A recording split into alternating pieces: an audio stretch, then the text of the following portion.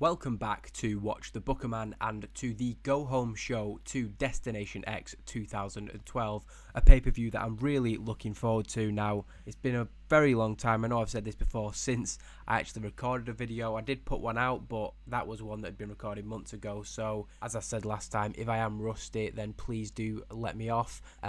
But yeah, we're going into this show now. 4 matches pre-booked, as you can see on screen, and I think that overall it's going to be a really good show that rates really, really well. But let's see how we do as we start things off here.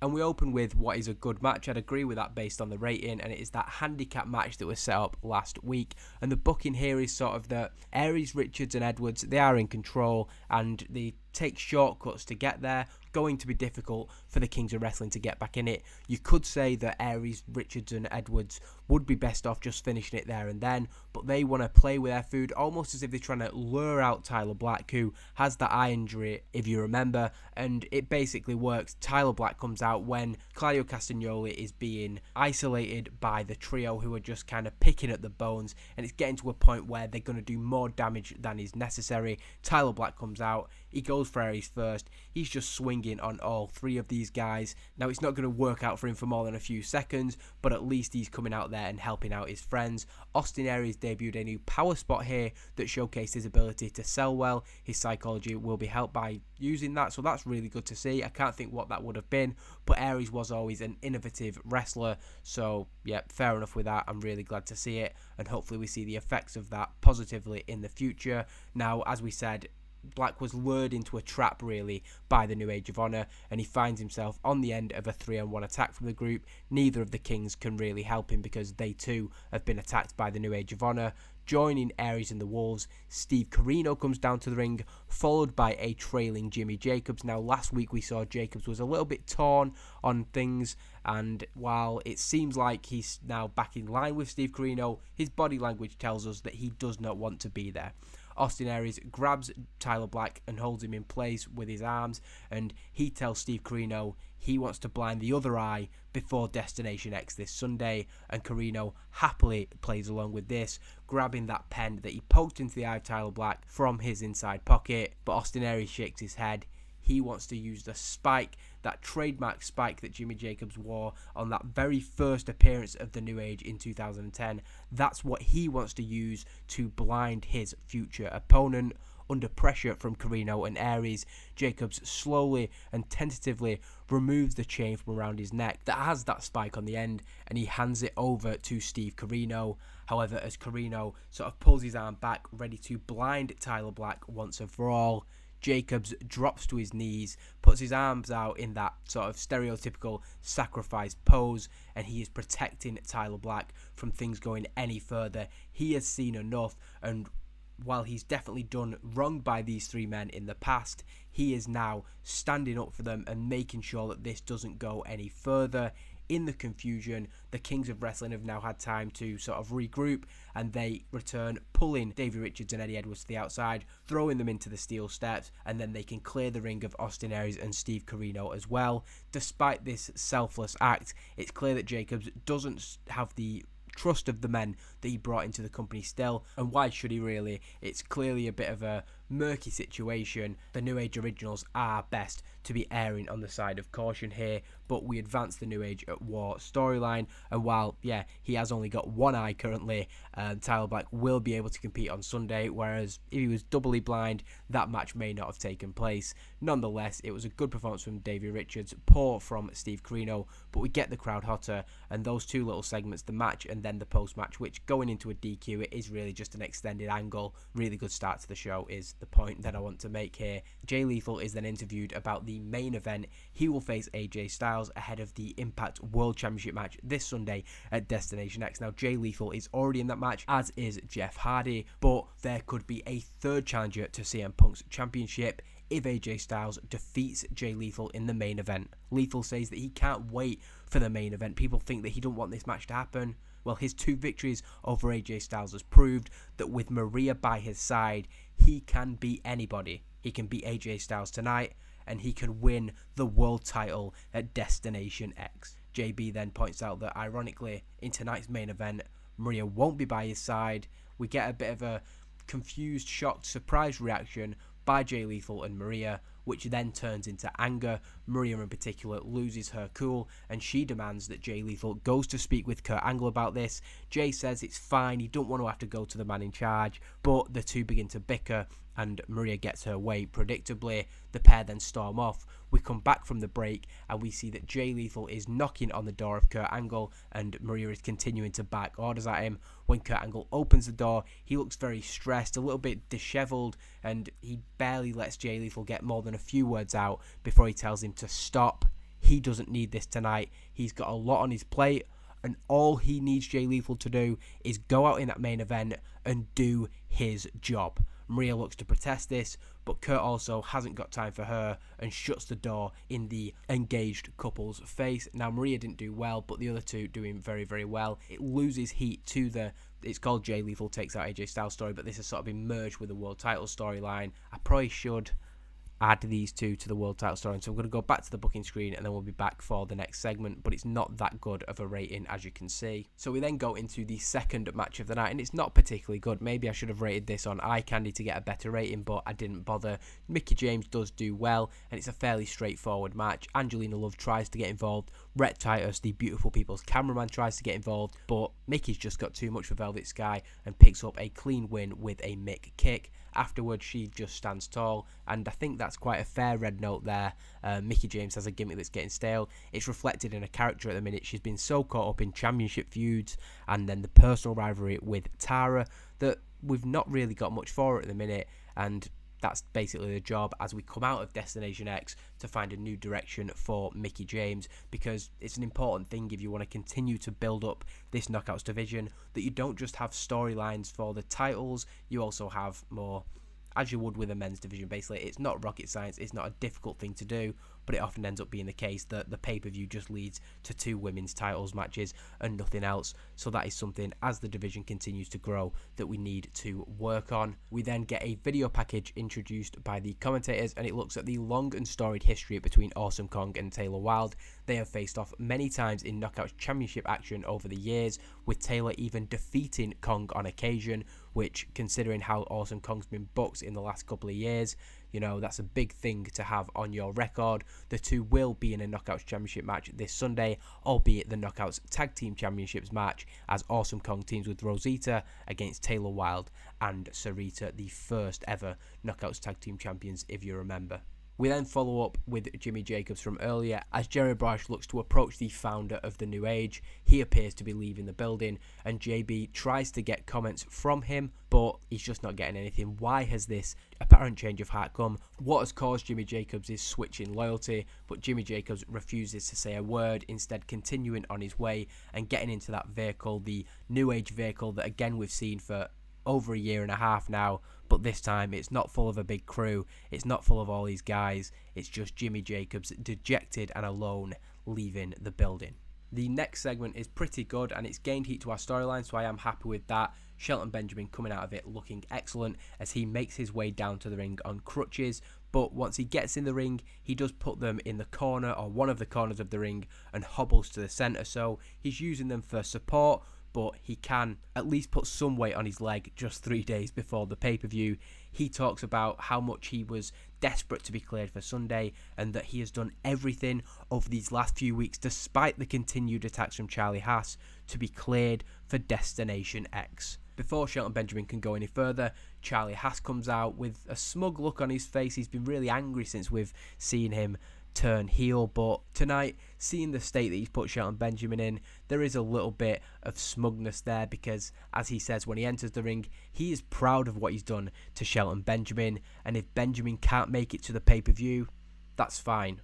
Charlie Haas will be there, he'll come to the ring and will be happy to have his arm raised as the winner by forfeit. Shelton shakes his head and he says that Haas probably should have waited before jumping the gun because he doesn't need to do that. Shelton confirms that while he's far from 100%, he has been cleared to compete and he doesn't need those crutches anymore. He says that he can't wait to get in the ring for that submissions match against Charlie Haas on Sunday, but since they're face to face, he asks, is this really what Haas has come to trying to scab a win by forfeit rather than being willing to step in the ring and go face to face. He'd rather attack Shelton from behind than wrestle him in the ring. The two of them have been through ups and downs. They've fallen out before, but after all this time, he thought that he knew Charlie Haas. They came to Impact Wrestling to compete in the greatest tag team ever assembled. It was their chance to make history. He says he's sure their time would have come. They came close so many times. But it's not just about losing a tag team partner. Shelton has lost his best friend and seen him replaced by a bitter shell of a man. At one point, he considered Charlie a brother, but now, at this point, Haas cuts him off. He tells Shelton Benjamin that he knows nothing about loss, and he is not Charlie's brother. Shelton holds his hand up. He understands why this is maybe a touchy subject for Charlie, but Haas is absolutely furious and he just goes off on Shelton Benjamin. How dare he? Who does he think he is, speaking like that to Charlie Haas? He has no right to question him as a man. Haas has rightfully, in a way, taken exception to this, and it gets to the point where Kurt Angle comes out. He thinks that though he's got so much on his plate, this is something he needs to step in with the amount of history that he has with both men.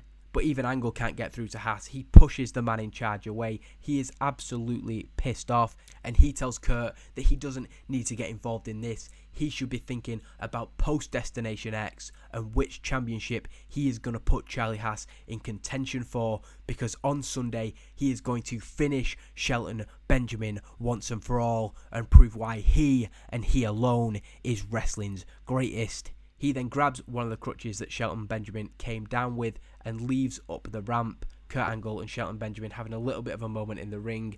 Angle again showing the signs of the stress and the frustration that he's feeling at the minute. But I'm hoping that segment, while not becoming physical, did have enough intensity and heat, and hopefully that personal element will just had the needed heat for their submissions match at the pay-per-view. Now, I don't think El Generico should have been on screen here, but I'm not really bothered. A video package promotes the upcoming episode of Evolve Wrestling, which is going to air on Friday night, I think. It'll feature the final four of the Super X Cup. The winner of Thurgood Devitt versus Pac will face the winner of Kenny Omega versus Kota Ibushi. That'll be in the main event, and the winner of that match will face El Generico this Sunday at Destination X for the X Division Championship at the signature event of that division. So it's a really, really big opportunity for somebody. Following this up, the commentators explained that with the Super X Cup taking over Evolve Wrestling in the month of March, D'Angelo Dinero will once again defend his Evolve Championship tonight against Adam Pearce, and they go through the history between those two. D'Angelo Dinero defeated Adam Pearce,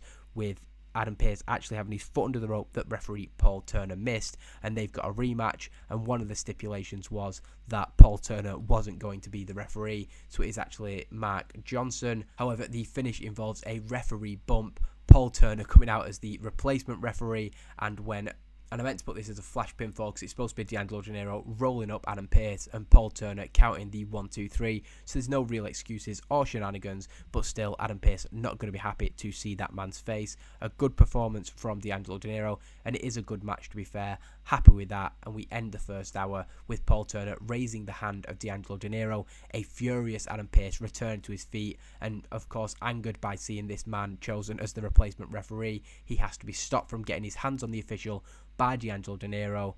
Pearce then turns to leave. He's gonna let it go, we think, but he simply cannot contain his anger. He turns around and shoves the referee to the ground, an act that the commentators put over as surely having severe consequences. Unable, like we said, to control himself, control those emotions, a furious Pearce continues to throw a tantrum, but when he gets to the top of the ramp, he puts his hands on his hips, and it's kind of us saying, yeah, we think he realises that there may well be serious sanctions for putting his hands on an official. We saw Samoa Joe get a 30-day suspension for choking out Kurt Angle, and you could argue that doing it to a defenceless referee is even worse. So we'll see how that plays out. We return to the second hour of Impact Wrestling, and we see a very good segment here, gaining heat to storyline. So yeah, very happy with that.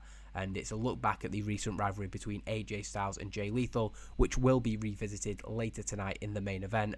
The Phenomenal One is interviewed about the match, with JB wondering if the 2 defeats he recently suffered to Jay Lethal has led to any doubt creeping in as to whether he can win tonight. Styles says that he's never gone into a match thinking he can't win, and simply he doesn't believe there is a wrestler on this planet that he can't beat. That includes Jay Lethal, and it includes before he can get to this, AJ Styles is cut off by CM Punk walking onto the set, and he is shaking his head. He says that win or lose tonight, everybody knows, AJ more than anybody, that he does not deserve this title shot. He has once again got into this position by being cozy with those in charge, the same thing he's done for his entire career. It's just unfortunate that the people in the crowd are too stupid to see all the games that AJ Styles plays behind the scenes. AJ sort of laughs this off and says that he can sense CM Punk's fear a mile off. He knows that the main event at Destination X is going to be a 4-way, and that means that his usual tricks aren't going to work. He can see the fear in the champion's eyes because that title is not leaving with him after Destination X. Punk pretends to laugh this off, but then he suddenly lunges at AJ Styles, the changeable emotions of this man, and while the two men are quickly pulled apart, CM Punk has shown there, perhaps you could call a little bit of weakness, because we can see the situation is getting to him. He loses a little bit of composure there, but who can blame him really, because as the storyline name says, he will face his toughest test this Sunday on pay-per-view. We then get that match, and it's again a good match. Happy with that. Awesome Kong with a very good performance, defeating Taylor Wilde in 9 minutes and 49, and we just want it to basically be based on those matches that they had many years ago, and you know, 2 really good talents. They had that chemistry together. Obviously it's not one where it's saying they had great chemistry in the game, but we know that they did, and I think that would have been a really good match essentially to just put on Impact Wrestling. And an Implant Buster sees Awesome Kong pick up the victory ahead of the Knockouts Tag Team Championship match this Sunday at Destination X. Rosita joins Awesome Kong in the ring. The odd couple once again standing tall. Taylor Wilde is checked on by her partner Sarita, but it's a 2-on-2 this Sunday, so can Wilde and Sarita, the much more experienced duo, perhaps find something that can let them win those titles? We then get a promo from Bad Influence, and it's not fantastic, and it neither loses or gains heat to the storyline, so it just is what it is really. They take a leaf out of the book of the Briscoes because they're not in the building tonight. They're back in their hometown or their home state or wherever they are, somewhere in SoCal. They cut a promo, and basically what we're putting across here is the visually stark contrast between where the Briscoes normally shoot theirs. It's normally from a farm. Mark's normally doing some work in the background while Jay Briscoe speaks. Daniels and Frankie Kazarian, to be fair to them, they do live a relatively luxurious life, and Daniels acknowledges the difference between the two pairs. He says, look around, their life isn't the same as the Briscoes, but when it comes to wrestling, both teams have had to fight the same fights. They've had to overcome the same obstacles, and the Briscoes know that. That's the worst part about all this. They're pretending that Daniels and Kazarian have had this easy path, but the Briscoes know how hard they worked because they did it together. They came up in the same companies. They came up on the same shows. And Frankie Kazarian adds that aside from that, when they got here, it wasn't all plain sailing for them either. From injuries to lack of opportunity and being overlooked, to being fired and then rehired, then being forced every single week to earn their place. Nobody can deny that Daniels and Kazarian have done that. They forged their legacies in this company, and they think that that loyalty is something that the Briscoes might respect, given how they held on when all hope was gone of Ring of Honor sticking around. That didn't happen, and now they both find themselves in Impact Wrestling. The Briscoes can't seem to look outside of that very small world that they've created for themselves, but the whole world is going to see on Sunday. Bad Influence aren't just fighting for themselves and for the disrespect that the Briscoes have shown them. They're fighting for their friends Beer Money, who were taken out by those 2 cowards. So again, a lot of heat going into this pay-per-view, I think, in terms of a lot of personal storylines as well as the championship matches, and I think that bodes well for the pay-per-view. Even if we've not particularly got much heat to this storyline, I do still think Bad Influence v Briscoes featured on the pay-per-view is a good look for both sides.